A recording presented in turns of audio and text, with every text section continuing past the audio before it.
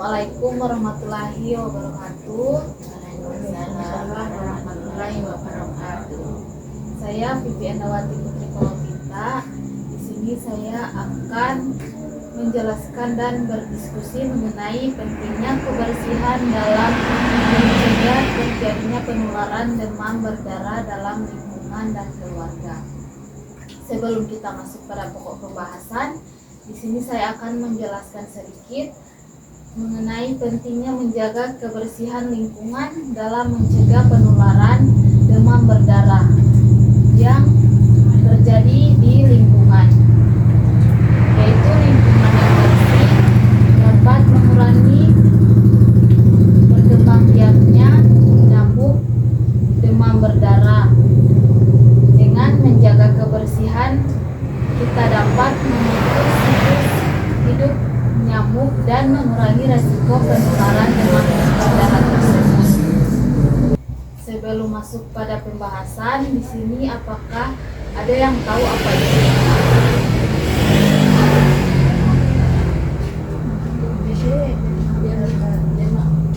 Demam berdarah. Sampai mau dapat demam berdarah. Oh itu. Apa Jo? Lingkungan maksudnya buangan air itu apa Jo ya nyata kotor.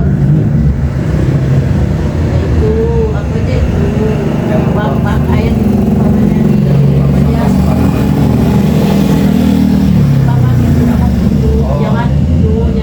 dari banyak debes penyebab itu selalu pasir bersih. Itu kalau saya bilang, kalau DBD itu atau biasa dalam kanal dengan demam berdarah. Itu salah satu penyakit yang harus orang mewaspadai karena DBD fatal itu dia bisa berakibat kematian. Jadi DBD itu biasanya disebabkan oleh infeksi virus dengue akibat gigitan nyamuk Aedes aegypti yang biasanya berkembang biak di negara tropis atau subtropis sama di Indonesia. Baru DBD itu biasanya lebih banyak berkembang kalau cuaca hujan Banyak banyak genangan air. genangan air yang nyatalan karena begitu kotor. Gejala DBD Panas tinggi, panas panas tinggi yang kepala. sampai lewat 3 hari nggak turun-turun. Iya, selalu mau balik-balik panas. kemarin Mama ada bilang itu ada demam tinggi. Dia kalau mau demam tinggi boleh sampai 40 derajat. Baru dia ada sakit kepala, nyeri otot dengan sendi. Yang sendi itu bahasa nyeri. Baru sakit di bagian belakang mata. Itu sama dengan yang tidak rasa yang tuh hari yang waktu ada drop. Nah kan itu di mata, di bagian dalam mata sini, bagian belakang mata sini itu berasa nyeri dah. Iya, itu nyeri. Baru adanya ruam atau bintik-bintik. Dia mau bintik-bintik merah. di bagian sama dengan pori-pori ada bintik. Iya. Kalau orang mendapat DBD, biasanya DP trombosit itu mau turun karena pada orang yang dapat DBD, pembuluh darah itu akan mengalami kerusakan yang mengakibatkan trombosit atau keping darah dalam aliran darah itu menurun. Dia boleh mengakibatkan pendarahan internal, kerusakan organ, sindrom shock dengue, bahkan sampai kematian. Sedangkan sindrom shock dengue dia bisa terjadi dengan gejala seperti sakit kepala, muntah tanpa henti, lalu mimisan atau atau pendarahan pada hidung, gusi yang berdarah, darah dalam tinja atau urin. Misalnya orang moba berak BAB atau moba kencing itu ada campuran DP darah, baru darah dalam muntah.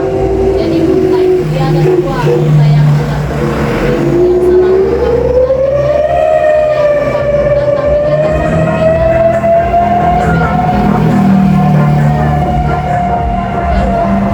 dia ada sesak nafas, baru perasaan lelah, letih dengan lemas. Kemudian ada pengobatan demam berdarah yang bisa dilakukan di rumah. Itu yang pertama, mencukupi cairan tubuh dengan banyak minum untuk menghindari terjadinya dehidrasi. Ya, minum air putih banyak ya. Minimalnya satu hari itu 2 liter. Yang kedua, utamakan minuman yang mengandung kalori seperti jus atau sari buah. Selanjutnya, penuhi kebutuhan gizi dengan makanan yang bergizi seimbang untuk mendukung proses penyembuhan. Selanjutnya, pastikan untuk istirahat yang cukup. Hindari gigitan nyamuk untuk mengurangi resiko penularan yang lebih lanjut. Yang terakhir, gunakan obat nyamuk, lotion atau kelambu. Selanjutnya ada pengobatan di rumah sakit. Pengobatan di rumah sakit biasanya dilakukan apabila demam berdarah terus berkembang dan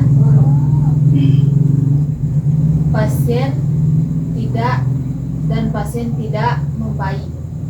Pasien perlu dirujuk ke rumah sakit untuk mendapatkan perawatan intensif seperti pemberian pemantauan ketat mulai dari pemantauan denyut nadi, tekanan darah, hingga jumlah urin yang dikeluarkan oleh pasien. Pemantauan trombosit dan hematokrit untuk menghindari pendarahan berat dan syok. Yang terakhir, transfusi darah jika pasien mengalami kekurangan darah. Pada umumnya, pasien demam berdarah yang mengalami gejala berat perlu menjalani pengobatan di rumah sakit hingga lebih dari 3 hari. Selanjutnya, mengapa kebersihan itu penting dalam pencegahan demam berdarah? Ada yang tahu? Karena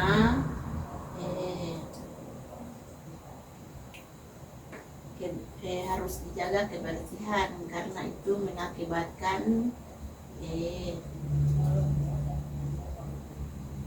banyaknya nyamuk. Mengapa kebersihan itu penting dalam mencegah penularan demam berdarah? Yang pertama itu dapat mengurangi tempat perkembangbiakan nyamuk, terutama nyamuk AIDS yang menyebabkan demam berdarah. Yang kedua, mengurangi populasi nyamuk. Yang ketiga itu mencegah penyebaran penyakit seperti demam berdarah. Yang terakhir ada menciptakan lingkungan yang sehat dan bersih. Selanjutnya, pencegahan demam berdarah dengan 3M+. 3M itu artinya menguras, menutup, dan mendaur ulang. Menguras itu artinya menguras air yang ada di tempat di bak atau tempat penampungan, penampungan air. Terus menutup tempat penampungan air. Yang terakhir itu ada mendaur ulang barang-barang bekas yang bernilai ekonomis. Mana barang bekas yang boleh daur ulang, kurang daur ulang supaya tidak mau menumpuk. Selanjutnya masuk pada pencegahan demam berdarah dengan 3M+. Yang tadi kan sudah dibahas tentang 3M, yaitu menguras, menutup, dan mendaur ulang. Selanjutnya ada 3M+. Plus sendiri artinya pencegahan berkelanjutan. itu ada 9 poin. Yang pertama, membudidayakan ikan pemakan jentik nyamuk. Selanjutnya ada menggunakan obat anti nyamuk sama dengan obat semprot nyamuk, iya yang vape begitu atau baygon. Selanjutnya ada memasang kawat pada ventilasi, pasang kawat di ventilasi di dalam kamar atau pintu. Ya. Selanjutnya gotong royong untuk membersihkan lingkungan. Yang kelima, periksa tempat penampungan air. Yang keenam, meletakkan pakaian bekas pada wadah yang sudah tertutup supaya itu nyamuk-nyamuknya tak mau hinggap di pakaian. Yang ketujuh, memberikan larvasida pada penampungan air yang susah dikuras, misalnya pada tong atau di dap. Itu kan setengah mati musa bersih, orang muka bersih dengan larvasida. Yang ke-8 ada memperbaiki saluran air yang tidak lancar. Yang terakhir, menanam tanaman seperti seraiwati, daun mint, dan kolam beber. Selanjutnya, pencegahan demam berdarah dari diri sendiri. Tadi kan sudah dibahas mengenai pencegahan demam berdarah pada lingkungan. Yang pertama itu memasang lampu. Yang kedua, memakai lotion anti nyamuk seperti autan. Kemudian memakai pakaian tertutup, baju panjang, celana panjang. Selanjutnya, meningkatkan daya tahan tubuh dengan mengonsumsi makanan yang bergizi, terutama makanan yang kaya akan vitamin seperti ikan sarden, salmon, tuna, kuning telur, dan lain-lain. Terakhir, mencegah kebersihan diri dan lingkungan, yaitu membiasakan mencuci tangan sebelum makan dan setiap selesai beraktivitas atau setelah buang air, serta rajin membersihkan ruangan, perabotan, dan lingkungan rumah. Yang terakhir, kita masuk pada kesimpulan. Demam berdarah disebabkan oleh infeksi virus Dengue akibat gigitan nyamuk Aedes aegypti. Gejalanya seperti demam tinggi sampai 40 derajat Celcius, ruam merah pada kulit, sakit kepala, otot, dan cara pencegahannya dengan melakukan 3M plus dengan menguras, menutup, dan mendaur ulang. Baiklah, itulah beberapa pembahasan mengenai demam berdarah, cara pencegahannya, serta pentingnya kebersihan dalam mencegah demam berdarah di lingkungan. Apakah dari Ibu, Ina, dan Om ada yang ingin ditanyakan atau ada yang kurang jelas, bisa saya jelaskan kembali. Ada yang mau bertanya? Tanya apa? Nyamuk apa? DP nama? Nyamuk AIDS. AIDS itu DP nama nyamuk, DP jenis nyamuk, jenis AIDS, aegypti. Iya, Jadi demam berdarah.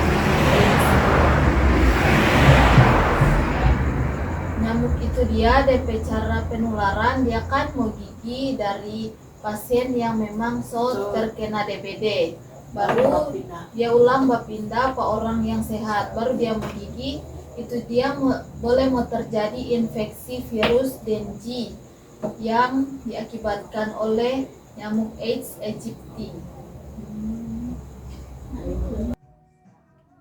Itulah beberapa penjelasan dan diskusi yang telah saya sampaikan mengenai pentingnya kebersihan dalam kebersihan lingkungan dalam pencegahan demam berdarah. Sekiranya itu bisa menambah wawasan tentang demam berdarah. Sekian dari saya. Wassalamualaikum warahmatullahi wabarakatuh. Selamat malam. Waalaikumsalam.